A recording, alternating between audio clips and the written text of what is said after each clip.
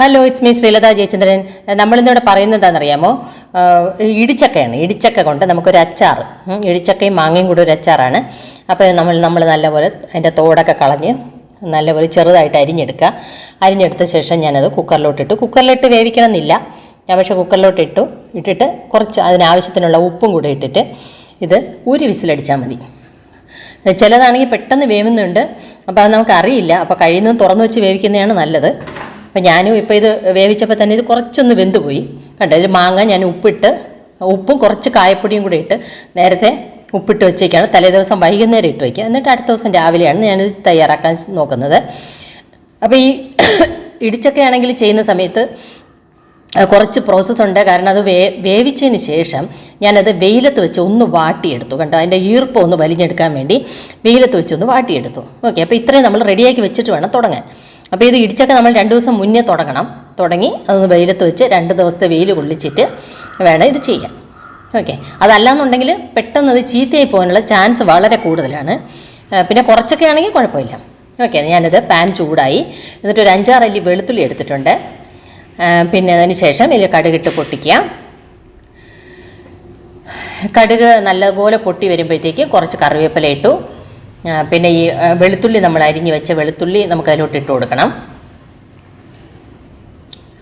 പിന്നെ അതിനുശേഷം ഞാൻ ഇത് തീ അങ്ങ് സിമ്മിലോട്ടാക്കിയിട്ട് നമുക്ക് പൊടികൾ ചേർക്കാം. ഞാൻ നേരത്തെ മാങ്ങയിൽ കുറച്ച് കായപ്പൊടി ഇട്ടിട്ടുണ്ട്, പക്ഷെ അത് പോരാ. നമുക്ക് അതിൻ്റെ ഗ്രേവിയിൽ ചാറിലോട്ടും കൂടെ ഇത്തിരി വേണം. അതുകൊണ്ട് അതിൽ ഇതിട്ടു.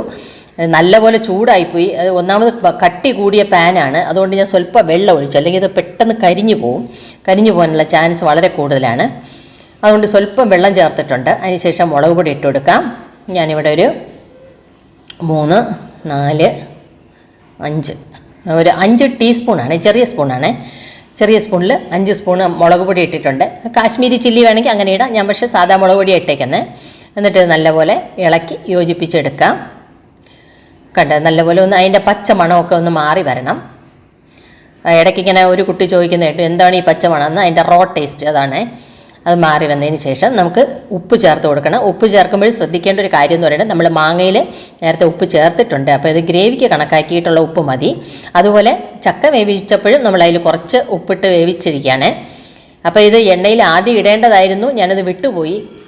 വെളുത്തുള്ളിയും കൂടെ ഇതിലോട്ട് ഇട്ട് കൊടുത്തു. എന്നാലും കുഴപ്പമില്ല, കാരണം നമ്മളിനി ചക്ക ഇട്ട് മിക്സ് ചെയ്യാൻ വേണ്ടി ഒന്ന് തിളപ്പിക്കും. അപ്പോൾ ആ സമയത്ത് അത് വെന്തോളും.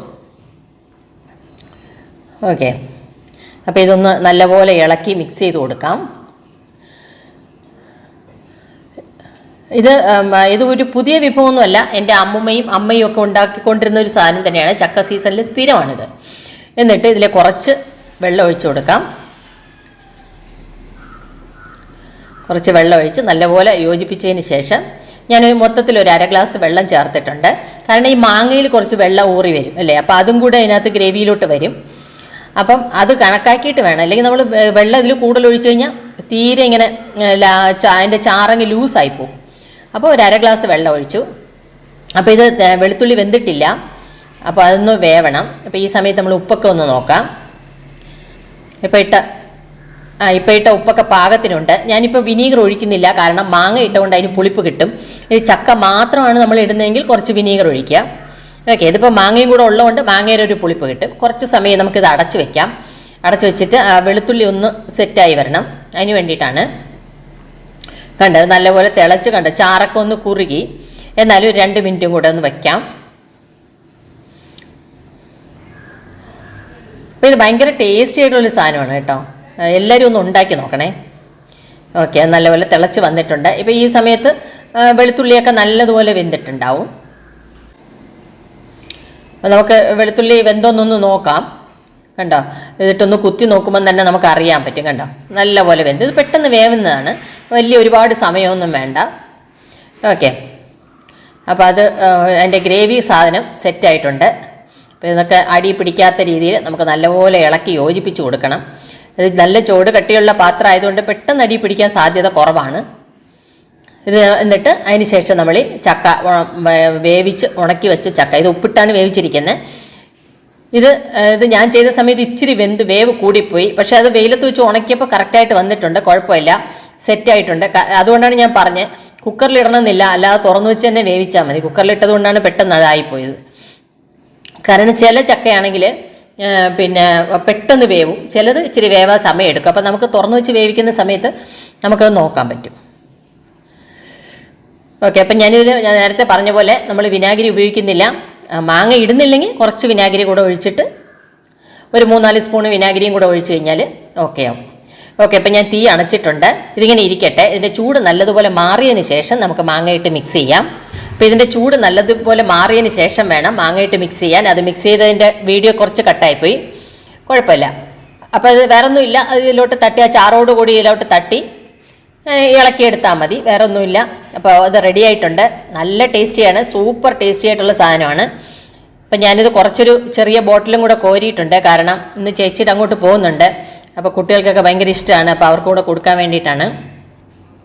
അപ്പോൾ ഇത് ചെറിയ ക്വാണ്ടിറ്റിയാണ് ഉപയോഗിച്ചതുകൊണ്ടാണ് ഞാൻ വിനീഗറൊന്നും ഉപയോഗിക്കാത്തത്. ഓക്കെ, കണ്ടോ ഇത്രയും സംഭവം അവർക്ക് എടുത്തിട്ടുണ്ട്, ബാക്കി എനിക്കാണ്. കുറച്ചേ ഉള്ളൂ. ഇനി ഈ വലിയ പാത്രം ആയതുകൊണ്ട് തോന്നുന്നതാണ് കുറച്ചധികം ഉണ്ടെന്ന്. കണ്ടോ, വിനാഗിരി ഒന്നും ചേർക്കാത്ത അടിപൊളി അച്ചാറാണ്. നമുക്ക് ചോറിനോടൊപ്പവും പിന്നെ കഞ്ഞിക്കൊപ്പം ഒക്കെ കഴിക്കാൻ വളരെ ടേസ്റ്റാണ്. കണ്ടോ, നമ്മളിതിൽ ഉച്ചത്തെ ലഞ്ചിൽ വെച്ചിട്ടുണ്ട് സാമ്പാർ, അച്ചിങ്ങാപ്പയർ, പിന്നെ നമ്മുടെ സ്പെഷ്യൽ അച്ചാർ, നമ്മളിപ്പോൾ ഉണ്ടാക്കിയ അച്ചാറാണിത്. അപ്പോൾ ഈ റെസിപ്പി എല്ലാവരും ഒന്ന് ചെയ്ത് നോക്കണേ, എന്നിട്ട് കമൻ്റ് ഇടണേ. ഈ സാലഡ് ഞാൻ നേരത്തെ ഇട്ടിട്ടുണ്ട്. പിന്നെ നേരത്തെ പറഞ്ഞ മറ്റേ മുളപ്പിച്ച പയറൊക്കെ ഇട്ടിട്ടുള്ള സാലഡില്ലേ, അത് ഞാൻ നേരത്തെ അപ്ലോഡ് ചെയ്തതാണ്. അതിൻ്റെ ലിങ്കും കൂടെ ഞാൻ ഇതിൽ ഇട്ടേക്കാം. വളരെ ടേസ്റ്റിയുമാണ്, ഹെൽത്തി ആയിട്ടുള്ള ഒരു സാലഡാണ്. ഓക്കെ, അപ്പോൾ ഇത് ഇത്രയാണ് നമ്മുടെ ഇന്നത്തെ ലഞ്ചായിട്ട് നമ്മൾ സെറ്റ് ചെയ്തത്. ഞാൻ ഒഴിക്കാൻ വേണ്ടി തൈരാണ് ഉപയോഗിച്ചിരിക്കുന്നത്. സാമ്പാറുണ്ടെങ്കിലും എനിക്ക് തൈര് ഒഴിക്കാനാണ് ഇഷ്ടം. കണ്ടോ, അപ്പോൾ അതിനുശേഷം നമുക്കത് വളരെ ടേസ്റ്റി ആയിട്ട് നമുക്കിത് കഴിക്കാൻ പറ്റും. അപ്പോൾ എല്ലാവരും ഇപ്പോൾ പറയുന്നത് പോലെ ചോറൊക്കെ വളരെ കുറച്ച് അല്ലേ, നമുക്ക് സാലഡും ബാക്കി കറികളും ഒക്കെ കൂടുതൽ ഉപയോഗിച്ച്. അച്ചാർ നമ്മൾ പുറത്തുനിന്ന് വാങ്ങിക്കുന്ന അച്ചാറൊക്കെയാണ് കൂടുതൽ പ്രശ്നം പറയുന്നത്. നമ്മളിങ്ങനെ വീട്ടിലുണ്ടാക്കുന്ന അച്ചാർ നമ്മൾ ഉപ്പ് മാത്രം കുറച്ച് കൺട്രോൾ ചെയ്ത് കഴിഞ്ഞാൽ വലിയ പ്രശ്നമുള്ള സംഭവമല്ല. അതിങ്ങനെ ഫെർമെൻറ്റ് ചെയ്ത സാധനങ്ങൾ കഴിക്കണം എന്നാണ് ഇപ്പോൾ പറയുന്നത്. അപ്പോൾ അതുകൊണ്ട് നമ്മളിതിനകത്ത് വിനാഗിരിയൊന്നും ചേർത്തിട്ടില്ല, നോർമലായിട്ട് ഉണ്ടാക്കിയിട്ടുള്ള ഒരു അച്ചാറാണ്. അപ്പോൾ അത് ടേസ്റ്റി ആയിട്ട് കഴിക്കുകയും ചെയ്യാം, പിന്നെ ഹെൽത്തിയുമാണ്. കണ്ടോ, അത് ചക്ക സീസണിലെ അമ്മൂമ്മയും അമ്മയൊക്കെ ഉണ്ടാക്കാറുള്ള ഒരു സംഭവം തന്നെയാണ്. അപ്പോൾ ഈ റെസിപ്പി എല്ലാവരും ഉണ്ടാക്കാം, എല്ലാവരും ചെയ്തു നോക്കുക. അതിനുശേഷം കമൻറ്റ് ചെയ്യുക. ഓക്കെ, നിങ്ങൾക്ക് അത് ഇഷ്ടപ്പെട്ടോ ഇല്ലയോ എന്നുള്ളതെല്ലാം ഒന്ന് കമൻറ്റ് ചെയ്യാം, കമൻറ്റിലൂടെ അറിയിക്കാം.